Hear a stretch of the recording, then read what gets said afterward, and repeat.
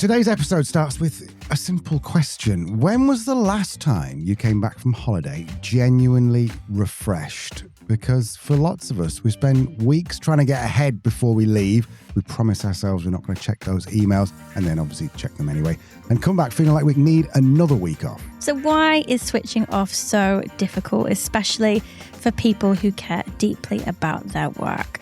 Well, to help us answer that after the break, we're joined by former GP, executive coach and host of You Are Not a Frog podcast, Dr. Rachel Morris.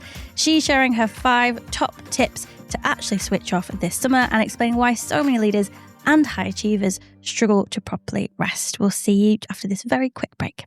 Hello, welcome back. This is Truth, Lies and Work, the award-winning podcast where behavioural science meets workplace culture, brought to you by the HubSpot Podcast Network, the audio destination for business professionals. My name is Leanne. I'm a chartered occupational psychologist. My name's Al. I'm a business owner. And normally we'd be here to help you simplify the science of work and build amazing workplace cultures. But not this week. No. This week we want to focus on you. Yes, you, listener. We want to help you get the most out of this summer break and actually go back to work refreshed. Yep, and we have the perfect expert to help us do that. Today, we're joined by former GP, executive coach, and host of the You Are Not a Frog podcast, Dr. Rachel Morris. Rachel, welcome. Hello, thank you for having me. Thank you for coming on. Just in case someone hasn't heard of you, I'm sure they have. I'm sure everyone has heard of you. But in case they haven't, just give us yours of like 10-second. Who are you and what do you do? So I'm Rachel. I host the You're Not a Frog podcast. I'm a keynote speaker. I talk a lot about the responsibility trap, and I used to be a GP, which was where it all started. I also live in Cambridgeshire with 3 children, a couple of cats, and and various other creatures in my garden which shouldn't be there. I saw two tortoises. Tortai? What's the plural of tortoise? Is it Greek derivation? I saw two tortoises having sex this morning. Really? I know. I was like, hello. Because there's quite a lot of wild tortoises and wild snakes where we live. And I was like, I took a picture, then I felt a little bit like creepy that I was taking pictures of them, in the mid-coitus. I felt quite bad, but I'm sure, I'm going to move on from this. I'm sure the question people are asking if they've not heard of your podcast is, why is it called You Are Not a Frog? It's called You're Not a Frog because of that froggy metaphor. Yeah, everyone's heard of it. The frog who is dropped into a pan of boiling water and it immediately hops out because it's sensible. It doesn't want to be boiled alive. But so the saying goes, if you have a frog in a pan of cold water, as you heat it up very slowly, the frog just doesn't notice. And then eventually it gets boiled alive.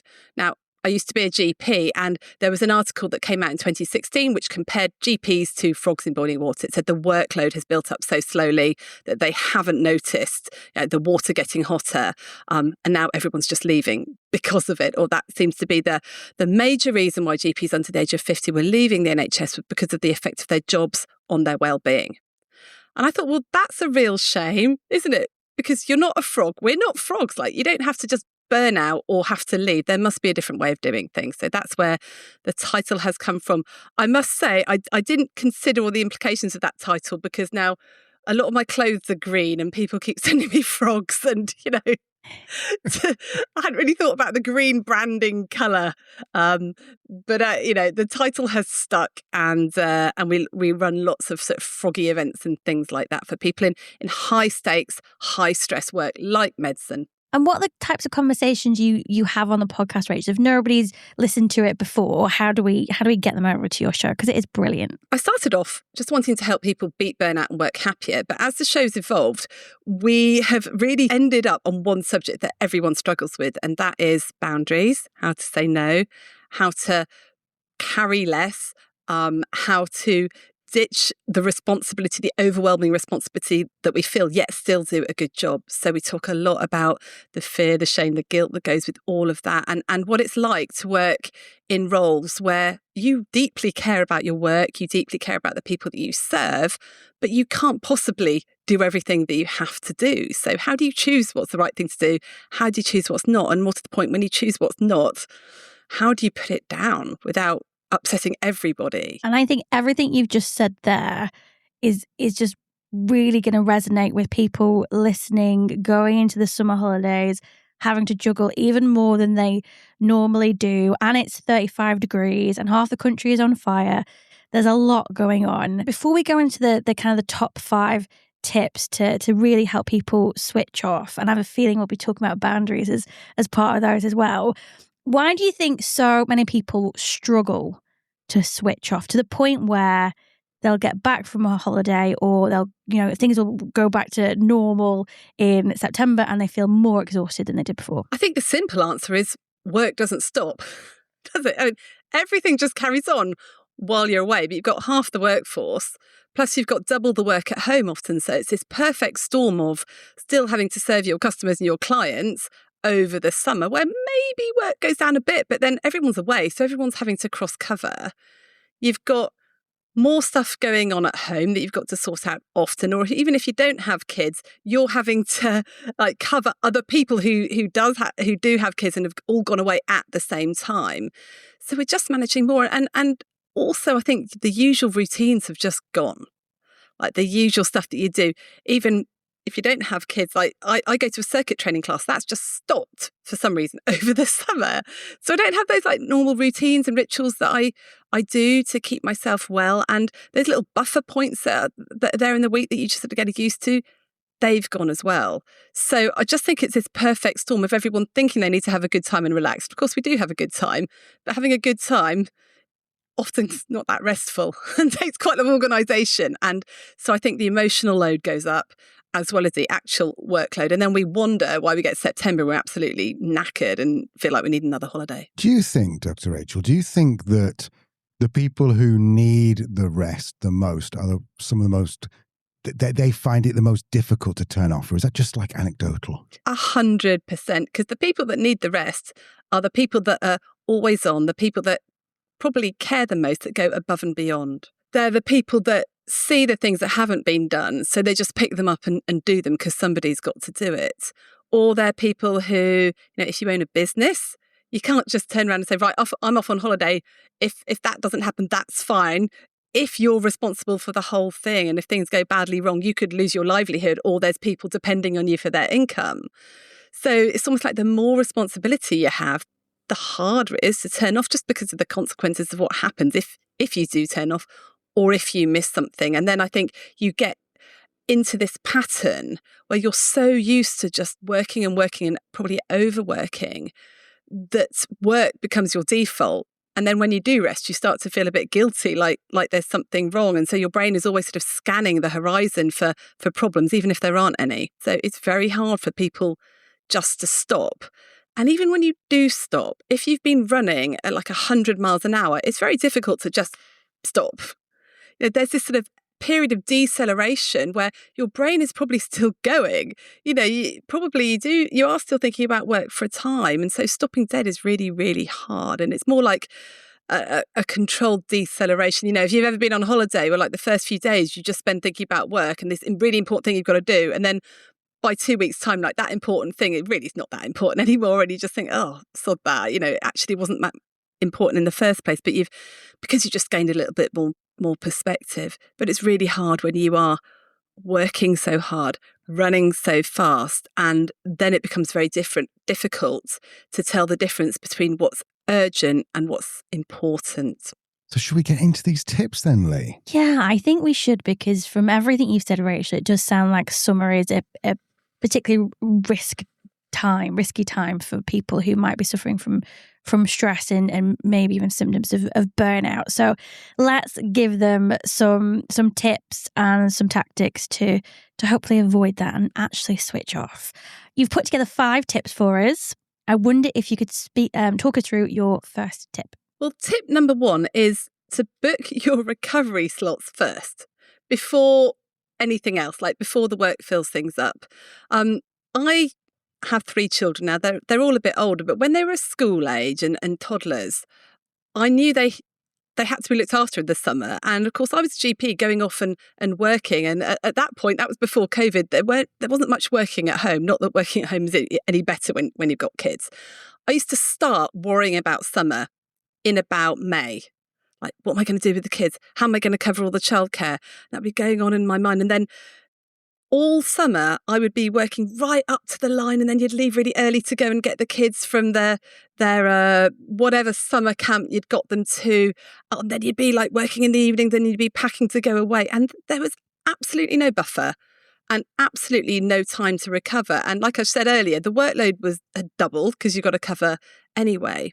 And so I thought, well, how can you actually stop getting to September just feeling totally depleted? And I thought, well, actually, I'm going to take a leaf out of what I normally do in my business anyway.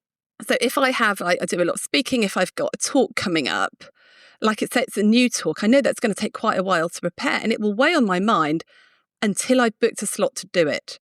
So say if I find like a half a day in 2 weeks' time and I book that slot in to prepare it, then I don't feel stressed about that talk anymore because I know I've got time to do it. And I think for rest and recovery and recuperation and wellbeing and all the things you need to do to keep performing at the pace you're performing at, if you actually book those slots in throughout the summer, they're there in your diary. And I find that once something's in my diary, it doesn't tend to get moved, or I can choose whether to move it or not. But if something is not in my diary, even if it's just a meeting with myself, it will get booked over.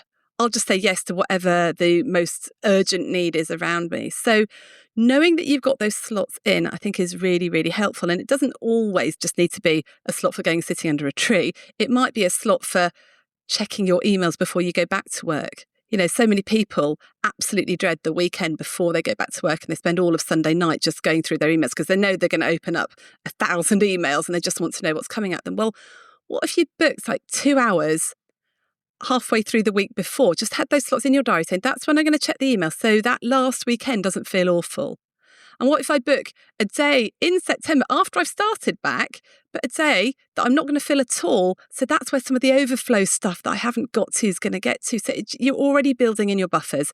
You're already building in that time when you can just sort of go and do some exercise, or even go meet up with some friends. Because, I mean, I have a lovely family. I'm sure you do too. But spending a lot of time just with your family can do your head in.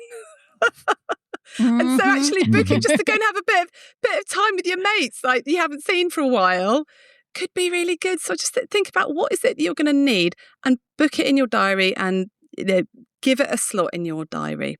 Don't just think, well, I'll do it if I can fit it in, because you'll never fit it in. I love that, because I think as well, it's you find times for, as you were saying, those routines and rituals that kind of keep you grounded and balanced anyway. So whether it be getting your nails done or going to a spin class or whatever it is, if they're already booked in, then as you say, we're much more likely to cancel or change them. But if they're not, we're probably less likely to try and find time for them. Yeah. And in the summer, we often get stuck in what I call the urgency trap. Now, the urgency trap is one of the overwhelm amplifiers, and these are the things that make us turn up the heat in our metaphorical pan that we're swimming in, the frogs in the pans of boiling water. We're constantly actually increasing our own heat. The system has got enough coming at us. But one of the ways that we don't help ourselves is just responding to everything that's urgent and dealing with it because it's coming at us really urgently, and not thinking to ourselves, well, okay, this might be urgent, but is it important?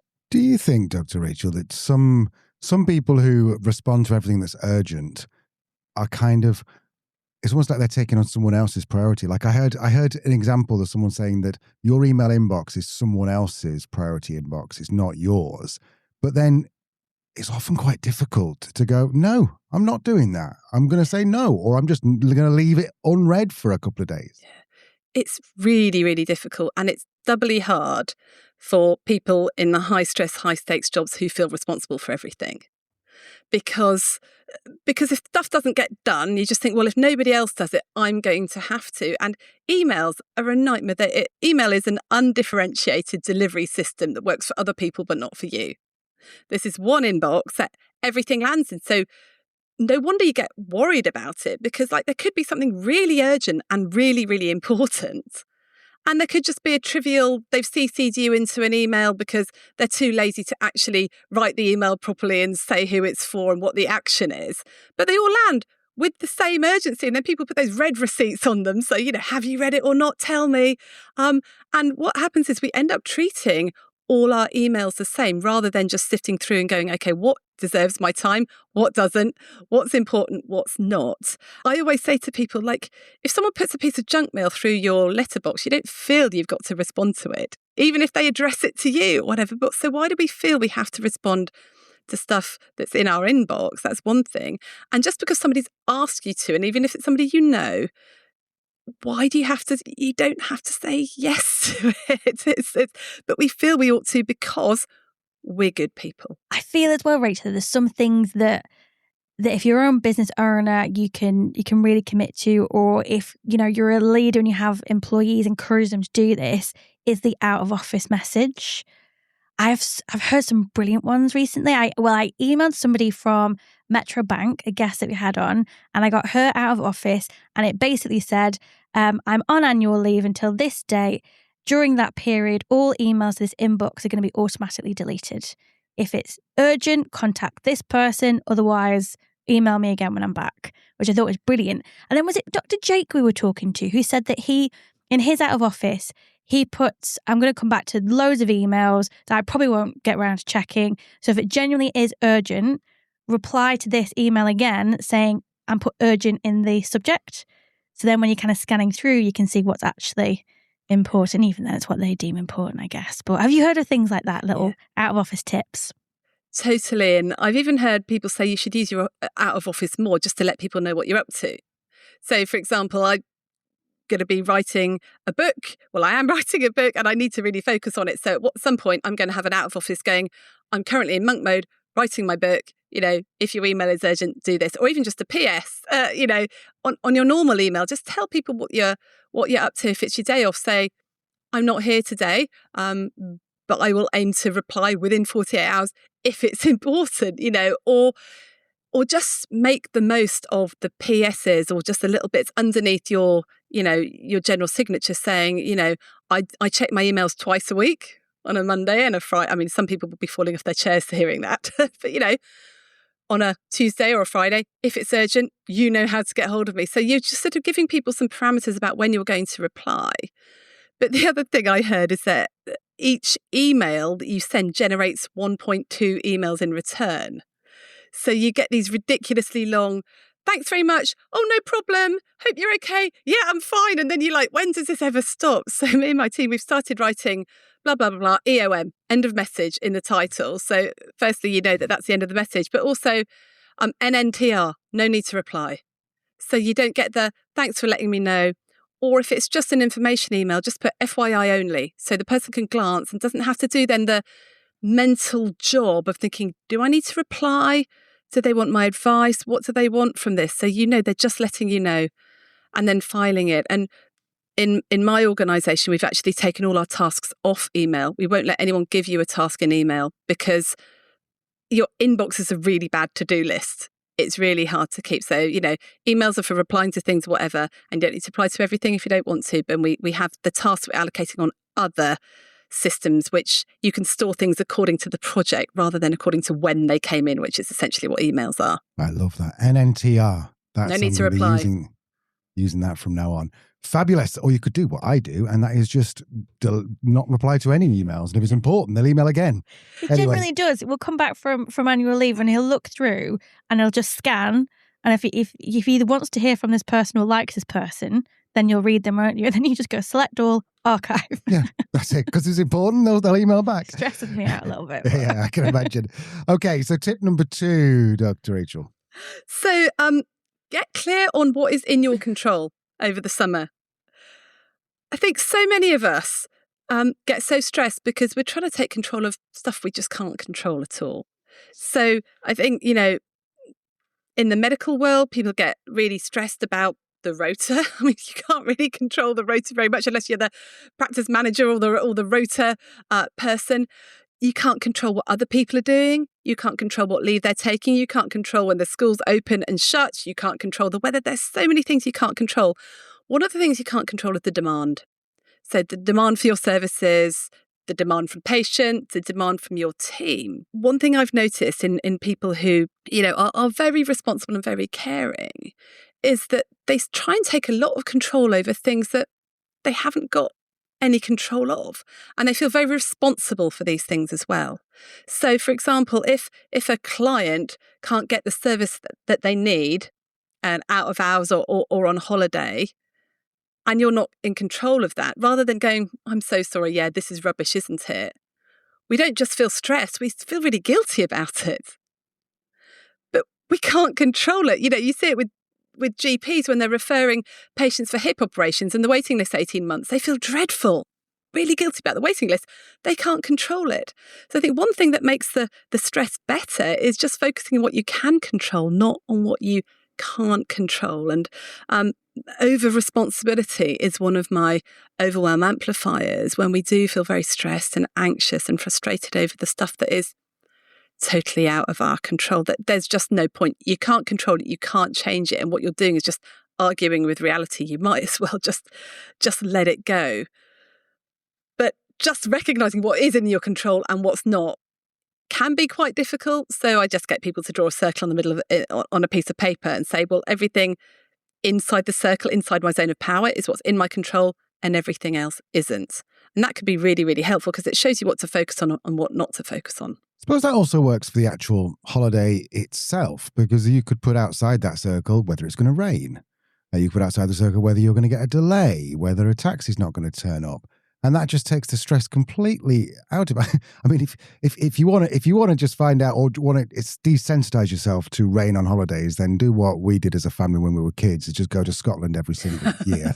And it guaranteed rain for 25 to 40% of the time. But I mean, is that a valid strategy as well?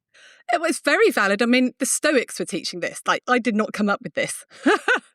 The Stoics were saying, like, the only way of living is to focus on what you can control. There is no point. The serenity prayer, used a lot in addiction, with the 12-step program.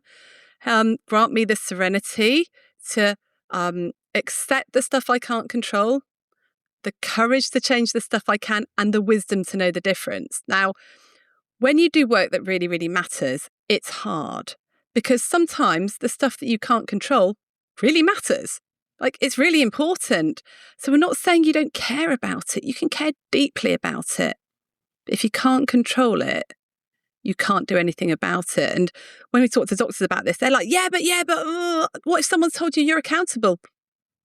Even if they have, if you can't control it, what can you do? But interestingly, in the serenity prayer, the word serenity, I was thinking, well, what does serenity mean? Grant me the serenity to accept the things I can't control. Well, in that context, apparently it means unclouded. So I love thinking about unclouded acceptance. So what I've done is I've taken this thing that's stressing me out, like if the children have a good time on holiday, if they're enjoying it, if you've ever been on holiday with teenagers, you'll know what I mean. Like, sometimes you could do everything and they won't be enjoying it. But you say, right, I've looked at that. I've looked at every aspect of it and thought, what can I control? Okay, I can ask them what they want to do. I can be pleasant. I can give them a bit of spending money. I can do this, that, and the other. But at the end of the day, I can't control if they're enjoying themselves or not. So unclouded acceptance means I've looked at everything there and I've done what I can and I've left what I can't. And you can apply that to work as well. In this situation, I've looked at everything that I can do about this situation, but I can't control that. So I'm just going to leave it. Doesn't mean I don't care about it. I'm going to care deeply, but I can't carry it. It reminds me, that, Rachel, of a kind of a mantra or an affirmation that a coach shared me once. Not my circus, not my monkeys. And I definitely go to that when I find myself caring about things I can't control. So yeah, I love that second tip. We will be back with Rachel and her 3 final tips in just a moment after this very, very quick break. Welcome back. We're chatting with Dr. Rachel Morris about her top 5 tips to actually switch off the summer. Where were we, Lee? Well, we had just finished tip number 2, which was recognizing what's not in our control. So let's move on to tip number 3, Rachel. Well, this is very closely related to the previous one, actually. So my tip number 3 is stop rescuing other people. And this is really for people that are over-responsible, that feel responsible for everybody and everything, probably both inside work and outside work. And so if you think back to the zone of power I was talking about, to working out what's in your control and what's not in your control, once you sort of ditch the stuff that you can't control, let's look at stuff that is in our control. And this is where leaders and, people with a lot of responsibility really come a cropper, because there is a lot we could do. There's a lot we could do for other people. And I don't know about you, but I've been brought up to be a good person, to help people. Yeah, as a GP, literally, if you cut me in half like a stick of rock, it'd be like helping would be through the middle of me. And I want to fix things for people. I want to give advice. I want to do stuff for people. But being in a rescuer role like that with your teams does not work. And so often when the workload is too much, when other people are struggling, when there's loads and loads of things to do, people want us to take the work off them. They want us to help them out. They want us to solve it for them and fix it for them. And very quickly, we can end up in what's called the drama triangle. And I'm sure you've talked about drama triangle, heard about it before. A really helpful model from the 1960s, Stephen Cartman devised it. And it talks about 3 different roles we can play. One is a rescuer, one is a victim, and one is a persecutor. And you have to have all 3 to actually exist in the drama. So the victim is totally helpless, the persecutor is being the evil one, and the rescuer is there swooping in like a knight in shining armour. Now, often when we're in sort of leadership roles, when we own businesses, when we're working with vulnerable people, we are in the rescuer role. We feel that we are duty bound to rescue them if they want us to, or even sometimes if they don't want us to. And the problem with this is that we've already got enough work to do ourselves without doing everybody else's workload. And you can see how that happens in the summer, where people go, well, I've got to get away. Will you just do this for me? Will you do this? Will you do the handover for me? Will you do this? And before you know it, you'll be agreeing and doing everything for everybody else. And it's not helpful. It's not helpful for you. It's not helpful for the organisation. And actually, it's profoundly disempowering for other people. It keeps them stuck in this sort of victim mentality of, oh, I can't do anything for myself. And I was smiling when you were talking about the not my circus, not my monkeys thing, because there was a really good book, I think it written in the 1990s, called The 1 Minute Manager and the Naughty Monkeys. Have you heard? Yeah. Great book.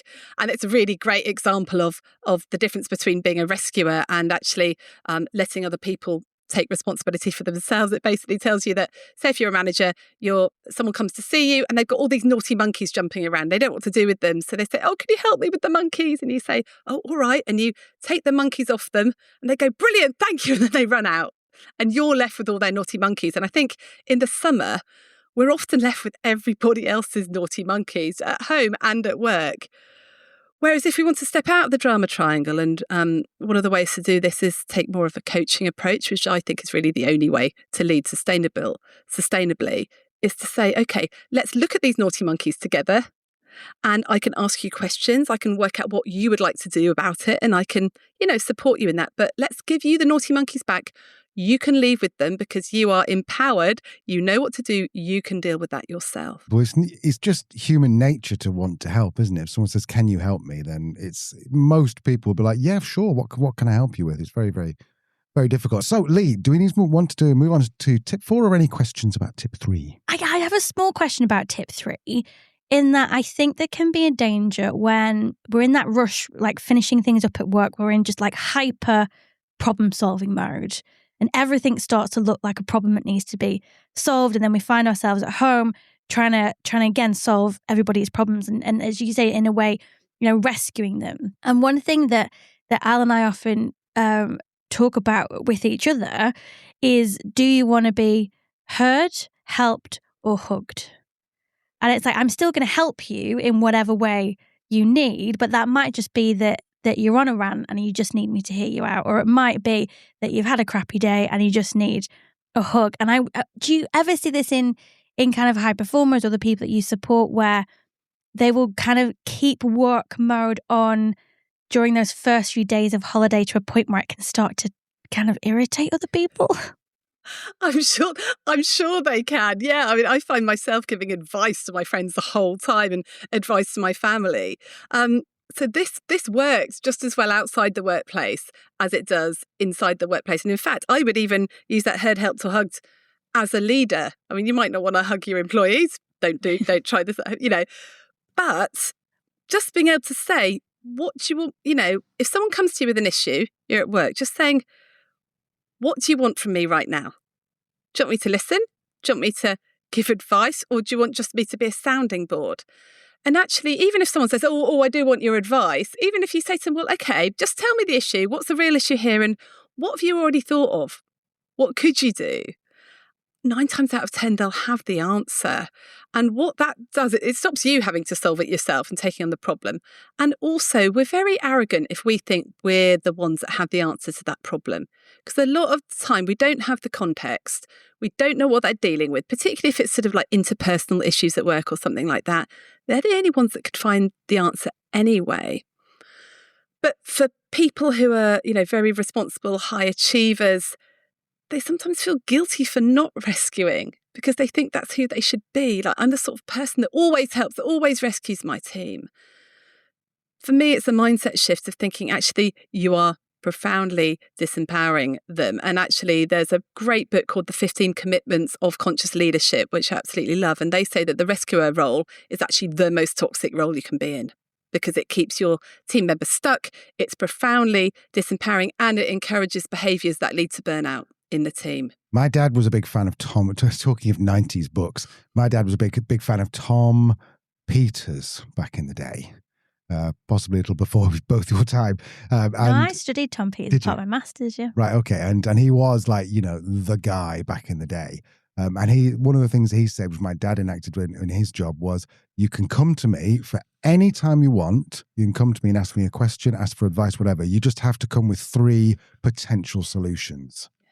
And he said the number of people who walked the door went, do you know what, Brian? I think I'll just do number 1. And he's like, cool, off you go. That's it. He didn't even get to the question. The only caveat I want to mention with that, because I think this is where sometimes he was a bit problematic.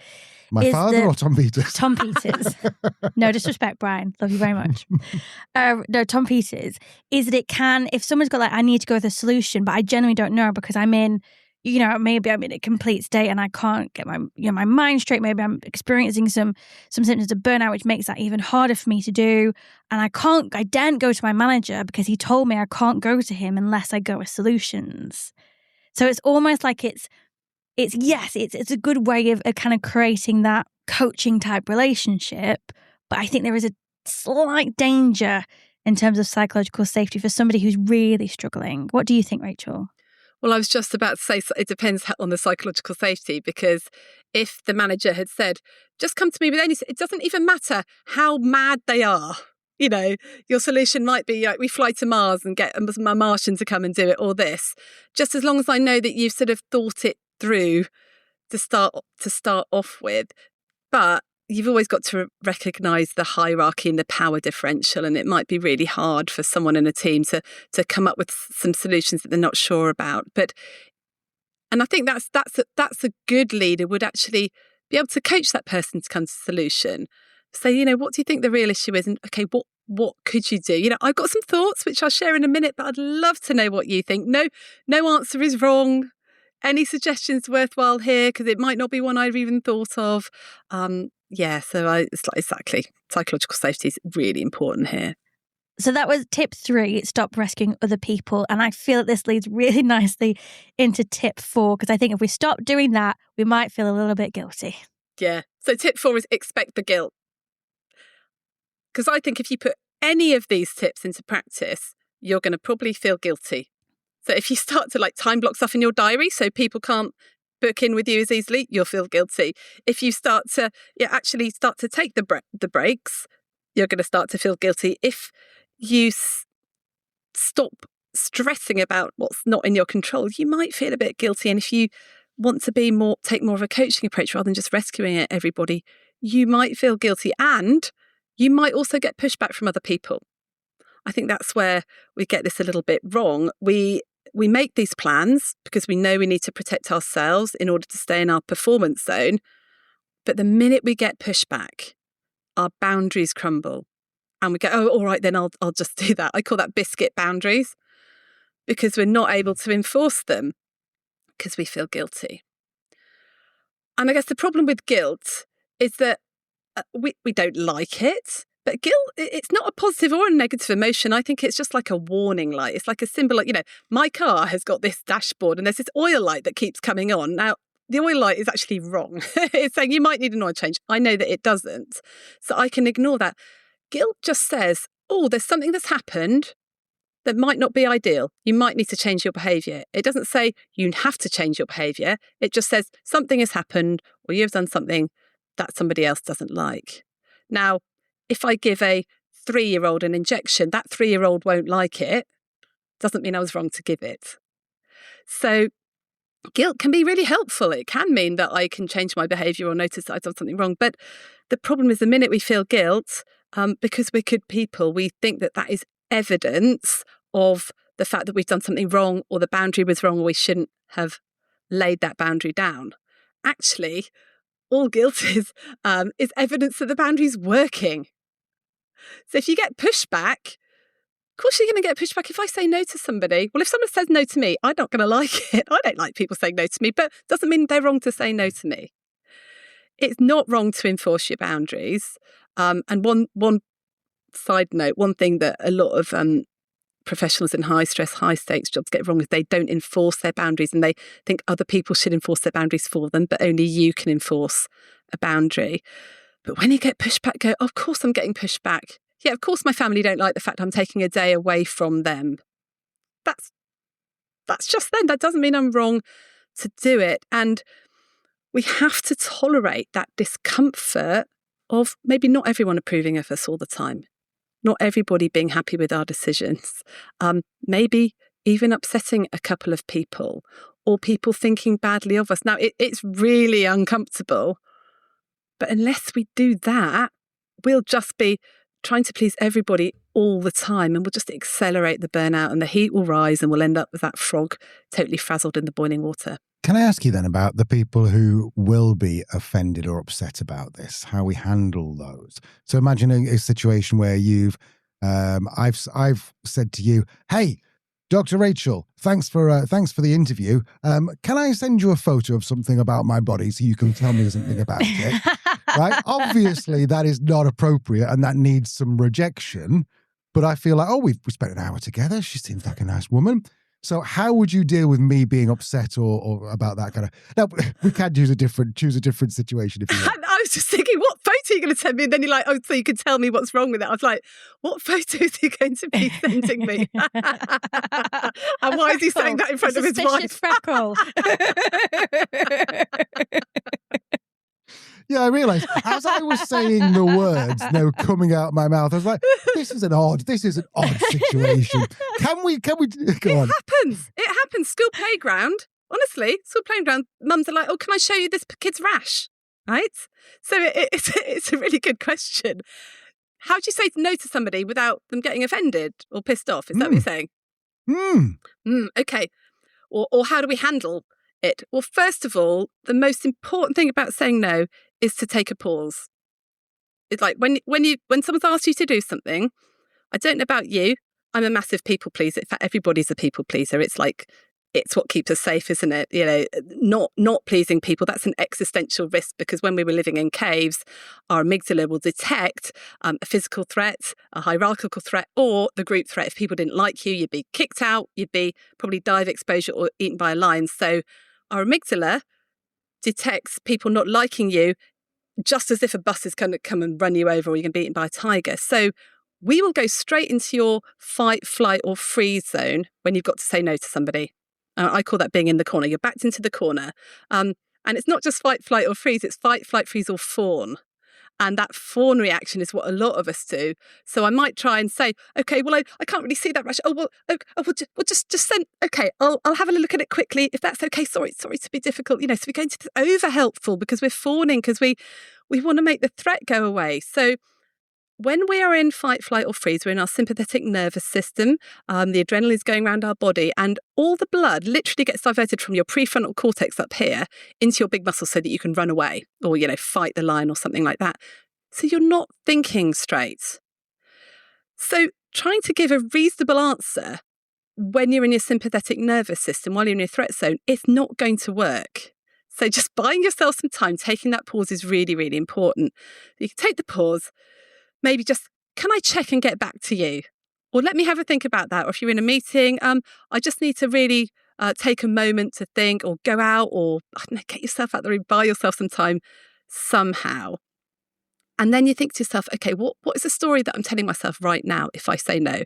So if I said no to you, sending me your photo, I'd be thinking like the story in my head is like, I really want to please Al. Like, I want to be his friend. I want to be helpful. I want to be the sort of person that's helpful.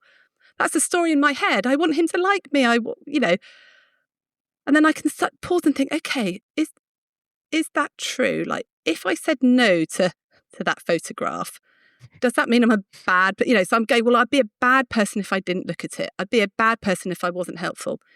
Is that really true? Actually, it's not true. The truth of the situation is it's very hard to diagnose things in a photo. I'm not your doctor. I don't know the context. I would actually put you more at risk if I did it. That's the actual truth. Because what I'm doing then is focusing on the long-term reason I'm saying no, rather than the short-term reason I might say yes. I say yes to get out of the threat. I say yes to please people, even if I don't want to do it. So it's about focusing on the long-term harm that might occur versus the short-term hurt that's right in front of me. So once I've taken my pause, get my head together, I can then go, oh, Al, thanks for asking me. I'm really flattered that you think I'd actually know what was wrong. I just don't think I would be able to diagnose it properly. I think you'd be better seeing a proper medical professional that's actually done some general practice in the last 5 years. That would be the sort of thing. So buy yourself some time. And the other thing is, I think the more excuses you give, or the more reasons you give, the more it sounds like an excuse. So if I started going, oh, by the way, well, I don't think I'm the right person, and I don't really know what I'm talking about when it comes to dermatology, and you just like, you're just trying to wriggle out of it. If you just say, actually, I just don't think that would work. Best to go see a doctor. End of. But the problem after that is when you come back to me and then go, oh, but it'd just be a quick photo. Can you just have a glance? Then I thought, I've set this boundary. You're testing it. I'm feeling guilty now that I'm not looking at it. Okay, stop. That guilt's just a warning sign that I'm not pleasing you. It doesn't mean I'm wrong. No, then I can go, right, I can now need to no, I know why I've chosen it. We use, in the training that we do, we often use power mantras. So the power mantra is really helpful because it goes, I am choosing to X so that Y, even if Z. So I am choosing to say no to seeing your photo so that you are kept safe in the long run. You get a proper medical diagnosis, even if you don't really like it, you're a bit annoyed and I feel guilty. So what you've done, you've predicted the long-term consequences rather than looking at the short-term consequences. And the short-term consequences that make us feel guilty, or even worse, make us feel fear that something's going to go wrong. And the worst thing underneath that is shame. Because often in these circumstances, we don't just feel guilt, we feel shame. And guilt says you might have done something wrong. Shame says, I am wrong. I'm not good enough. I am not enough. And so if we're choosing to leave stuff on our to-do list undone, if we're choosing not to do everyone else's job for us, if we're choosing not to rescue that person, often our amygdala that wants to keep us safe but not happy, it will detect threats everywhere. It'll make us feel shame. And it's very difficult to say no or set boundaries or limit our workload if we're feeling shame, if we're feeling I'm not good enough, or does this mean that I'm not the sort of person that helps people? Does this mean that I'm the sort of person that lets people down? And that shame, that's what keeps us stuck in the responsibility trap and not being able to get out of it. Whilst I am ashamed of suggesting I might send pictures of my bits to you, I am very, very pleased that we went down that angle, because I think there's some fantastic stuff you just said there. So, yeah. But by the way, I don't know where that came from. To be fair, you didn't specify. Did you? Towards the end, I think I just did. So, Rachel, Dr. Rachel, let's move on to tip number 5. Why is it we do? I'm just thinking about what bits you were going to send me. Don't. Talking of tips, let's talk about tip number 5. X-rated podcast. Right, number 5.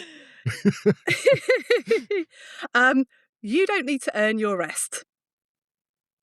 I think this is a really big one. And do you ever feel guilty for resting or guilty for switching off? Sometimes, yeah. Yeah. I mean, I think we were talking about this earlier, weren't we?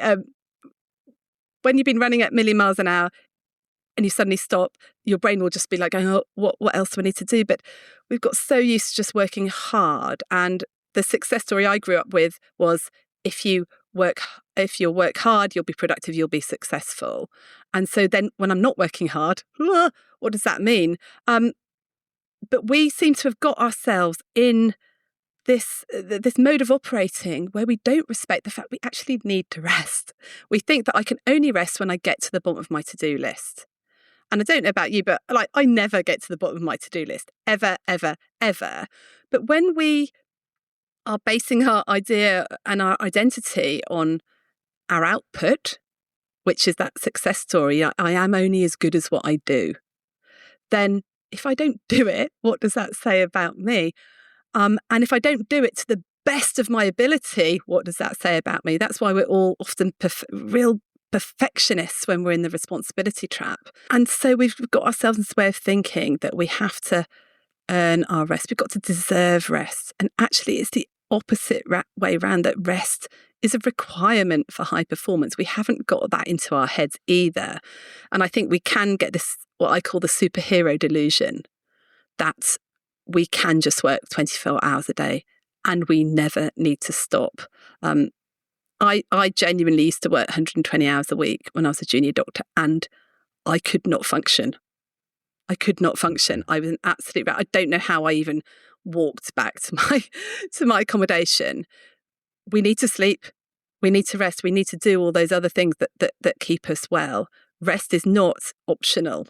You've got to do it. If I was going to have an operation tomorrow morning, I would want to know that my surgeon was well rested and performing and functioning well. So not giving ourselves that permission to rest is it's just madness. But we live in a society that talks about it. I was talking to this guy at the gym the other day, and he said there's this influencer that's going on about, rest is for idiots, rest is for babies. You can get by on 4 hours sleep a night. You can't. And likewise, if you work the whole time, you're not going to be in your performance zone. And the other thing is we get quite perfectionist about rest as well. So we go, well, unless I've got the whole day off, or unless I've got this afternoon, I can't rest properly either. But you know what? You can have 5 minutes in between customers or in between calls. You can take a lunch break and actually take that break, even half an hour. Leanne, you call it closing the laptop lid, don't you? For like a little micro break. Yeah. So when you don't shut your computer down, you just close it and it goes do. Like I sometimes feel that's what a 5-10 minute micro break does. It just kind of gives you that just enough of a recharge to enable you to go for the next bit. I'm also a really big fan of talking to people who feel guilty about resting, about what does rest actually mean. Rest is just a break from kind of your regular routine. Rest is also recovery, and recovery activities can often feel much more comfortable for people who can feel guilty to rest. So one of my recovery activities is cooking and baking. Well, Al enjoys coding. Don't get it, but he gets a lot of energy from it. We'll both walk the dog. It's just activities that give you energy, isn't it? It doesn't always have to. I think there's this kind of assumption that if we're resting, we have to be on a sun lounger or in front of the TV or asleep, but there's so much more to it, isn't there? There is. I do think though that if we only ever do these micro rests, we're equivalent of, your battery goes onto low power mode and you're charging it up enough just to get it out of low power mode, and then it just goes down again, just enough, and so you're never actually fully rested and recharged. And I don't know about you, but I can't be creative when I'm exhausted and depleted. And a lot of my work relies on being creative and finding different ways, basically to talk about the same thing, a lot, responsibility trap and stuff like that. But I'm really not much use. But we seem to think that like a battery level of 25%, well, that's fine. That's fine and that's okay. But it's all driven by this guilt of just having too much to do and not getting through your to-do list. The thing that's helped me loads and has helped a lot of people that in my communities and who I work with is viewing your to-do list differently. And I don't know if this is going to be helpful. I'll share it with you. I was listening to Oliver Burkeman on a podcast. He was talking about books that he wants to read. And by the way, if you haven't read Oliver Burkeman, you've come across 4,000 Weeks. the most brilliant book about how our time is finite on this earth. We're not going to get to most things we need to get to do anyway. He's a sort of anti-productivity guru. He's brilliant. He was saying he's got all these books. He's a journalist, books he wants to read. And he used to see these books as a bucket. So he used to have to read one book, then another book, and just get down that list. He started seeing these books that he wants to read more as a river, that he can just take out a book he wants to, put it back, choose what he takes out. And so I've started applying this to my to-do list. And I've said, what if we see our to-do list as more of a river rather than a bucket? You're never going to get to the bottom of that bucket on your to-do list. You're just not. And the more senior you get in an organisation, the more you'll have to do. But let's not see it as a thing we have to achieve or get to the bottom of. Let's see it as a river. And you can take a task out of that river and do it, or you can put it back. Some of them can just float by you. Well, Rach, I know we asked you for 5 tips, but I feel that we've got loads more than that. Tips on tips on tips. If our listeners only remembered one thing from today's conversation, what would you want it to be? I would say that the only asset, the most important asset you have is you. Like, you is how your brain shows up in the world. You is the way that you get things done. If you're not looking after yourself, putting that rest in and focusing on your work and what's important for you, if you're spending all your time doing everything for other people, you are going to be so ineffective and you're not going to be able to show up in the way that you want to long term.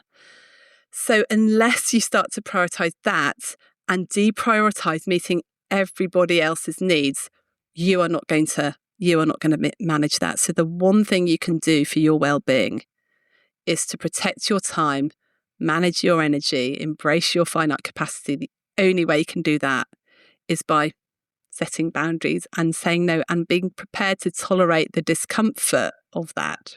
Dr. Rachel, thank you so much for joining us. It's been a genuine pleasure.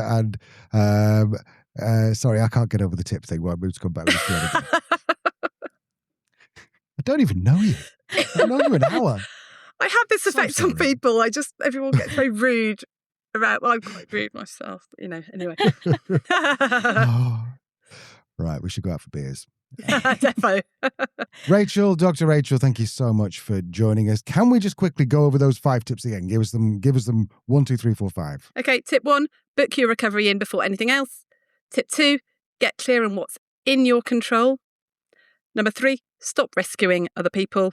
Number 4, expect to feel guilty and use it as evidence that your boundaries are working. And number 5, you don't need to earn your rest. I think that number 4 is going to be such a powerful reframe. I hate saying the word powerful, but it really feels like powerful reframe. A powerful reframe that for so like many people out post, there. Yeah. It does, doesn't it? Honestly, ChatGPT just ruined English forever. But no, I think that's a big one. I'm already thinking of people in my life who I know experience a lot of guilt, who are I know that's gonna really resonate with them. So listener, we want to know as well what's resonated with you. Or if you've got a tip of your own for switching off over summer, you can come and join the conversation on LinkedIn or Spotify, leave a comment. Because it's difficult for us to switch off over summer. So anything that we can do to help each other is going to be very, very important. If you've enjoyed today's episode, we'd highly recommend checking out Rachel's brilliant podcast, You Are Not a Frog, for lots more practical advice on avoiding burnout and thriving in demanding roles.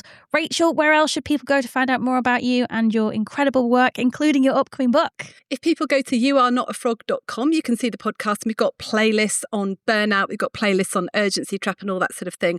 Also, if somebody's listening to this and they're not sure if they're stressed, if they're overwhelmed, or if they're burning out, we've got a free PDF toolkit which will help them do sort of a bit of a self-assessment on that. So they can find that at youarenotafrog.com/toolkit. And you can also find out how to contact me and my team, book me to speak, all those sorts of things at youarenotafrog.com.